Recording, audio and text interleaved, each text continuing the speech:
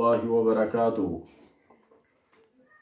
तो आज जो ये बात होगी, जिसके मुतालिक बात होगी, वो उलमाए कराम हैं पाकिस्तान के।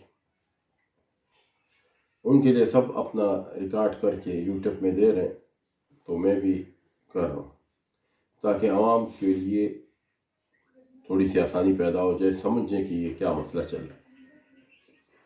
अव्वल तो हम सुन्नत वल जमात की तरफ से बात कर रहे हैं। मैं एक सूफ़ी हूँ, मैं अपने सूफ़ी तरफ से बात करूँगा, ठीक है। इख्तिलाफ के सब मतलब अगर आपको मेरी बात पसंद ना हो तो रद्द कर सकते हैं, कमेंट में बता सकते हैं। बात ऐसी है कि शियों में एक ग्रुप है जो ये कहते हैं कि वलायत को नबूवत पर फोकियत देते। बात मेरी अच्छी तरह सुन लें, वलायत को नबूवत पर फोकियत देते और उसके लिए वो लोग मुख्तलिफ दलाइल देते हैं।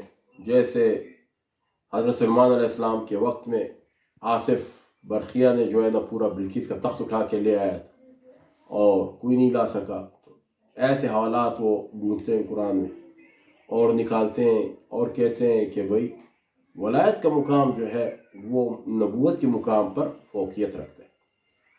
नाउज़ुबिल्लाह। आवाम के लिए बस यही बात ज़्यादा मतलब सूदमंद है कि वो इतना बस समझ जाए कि भाई ये ग्रोह जो है इनका अकीदा ये है और ये कहते हैं कि वलायत पर नबूवत फोकियत है, यानी नबूवत की फोकियत नहीं, वलायत की फोकियत नबूवत पर है। बस अगर ये बात क्लियर हो जाती है तो फिर हम मज़ीद बात कर लेते।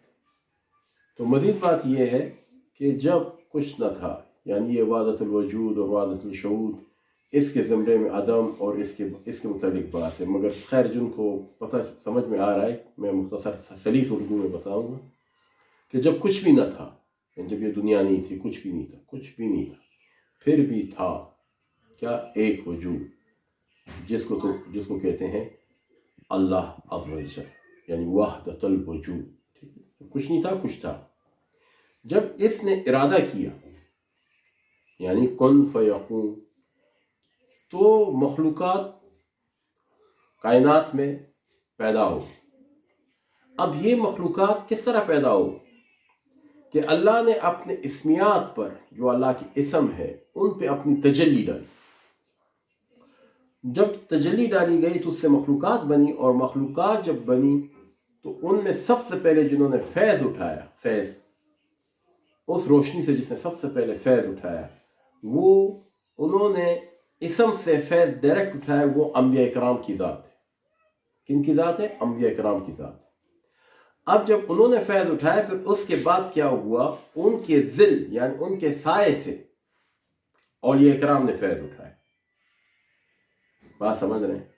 अंबिया ने इसम से फैज़ उठाया, जैसे रहमान, रहीम, इनसे फैज़ उठाया, डायरेक्ट अल्लाह के इसम से डायरेक्ट फैज़ उठाया। इसीलिए कोई भी नबी जब इस दुनिया में आता है तो उसका कोई उस्ताद नहीं होता। वो किधर जाके बुखारी नहीं पढ़ेगा, तिरमिज़ी नहीं पढ़ेगा, कुछ भी नहीं पढ़ेगा। उसको हाथ में अगर तलवार दो तो वो तलवार चला लेगा, वो अगर स्विमिंग पूल में चला जाएगा तो तैर लेगा। तो ये नबी के औसाफ हैं कि वो किसी से सीखता भी नहीं है, उसका कोई उस्ताद भी नहीं होता, वो सबका उस्ताद होता है। वजह यही कि उनको इसम से फैज़ ले रहे। अब आ गए जे औलिया कराम। तो औलिया कराम जो है वो उनके दिल से फैज़ उठा है। अब जो नबी होगा जिस दौर में, उससे जो फैज़ लेंगे वो ज़्यादा मोतबर हैं आने वाली कौम से। ये आदम अलैहिस्सलाम से लेकर के नबी आखिर ज़मान तक यही मसला रहा है कि जो सहाबा कराम की शान है वो ताबईन की नहीं। फिर सहाबा कराम के अंदर जो है अशरा मुबशरा है, ठीक है जी, और आप सल्लल्लाहु अलैहि वसल्लम का घराना है, और आपके घराने में जो है ना फिर ख़ास कर ये पंचतन पाक के बारे में, जिनके लिए मतलब कुरान से साबित है, उनके वो चादर वाले, उनको पंचतन पाक कहा जाता है।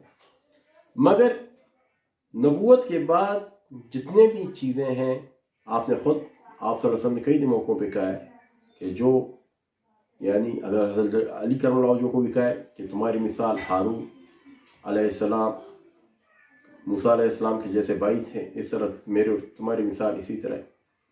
मगर फ़र्क ये है कि वो दोनों نبی تھے، پیغمبر تھے، اور میرے بعد کوئی نبی نہیں آئے گا. یعنی حضرت علی کرم جو کو اگر شیعہ بھی دیکھتے ہیں تو وہ کیا کہتے ہیں؟ ولی اللہ. مگر وہ عقیدہ کیا رکھتے ہیں؟ علی ولی اللہ تو کہتے ہیں، مگر ساتھ عقیدہ ان کا یہ ہوتا ہے کہ ولایت کا مقام وہ نبوت پہ فوقیت رکھتی ہے. بس اس نقطے کو سمجھ جائیں. اگر آپ اس نقطے کو سمجھ گئے تو جلالی اگر تقریر کرتا ہے تو وہ اس مطابق کرتا ہے. اب اگر ان کے استاد اور مشائخ کرام جو ہے نا وہ بات کرتے ہیں، وہ اس حوالے سے کرتے ہیں کہ ایسے لوگوں کو الفاظ بھی جو ہے نا وہ زیادہ معتبر چنے جائیں. ہماری نظر میں پھر یہ ہے کہ اگر عقیدہ اس کا سنت والجماعت کا ہے کہ ولایت کی مقام جو ہے وہ نبوت پہ فوقیت نہیں دے رہے، تو اگر ان کے منہ سے کچھ باتیں ایسی نکل بھی جاتی تو ہمیں تو یہ پتہ ہونا چاہیے کہ سنی ہے، احمد رضا خان بریلوی کو مانتا ہے، مجد علی ثانی کو مانتا ہے، امام اعظم کو مانتا ہے، امام ماتریدیہ کو مانتا ہے، اور اس کے بعد کل اصحاب کو مانتا ہے، تو ان کے عقائد پہ ہمیں شک نہیں ہونا چاہیے. اب آ گیا ضد کا مسئلہ، معافی. وہ اس کو کہہ رہے کہ معافی مانگے، وہ اس کو کہہ رہے کہ بھی میں معافی کیوں مانگوں. تو بس یہی سارا مسئلہ ہے. اصل نقطہ اور پوائنٹ جو ہے وہ یہی ہے. وآخر دعوانا الحمدللہ. السلام علیکم ورحمۃ اللہ.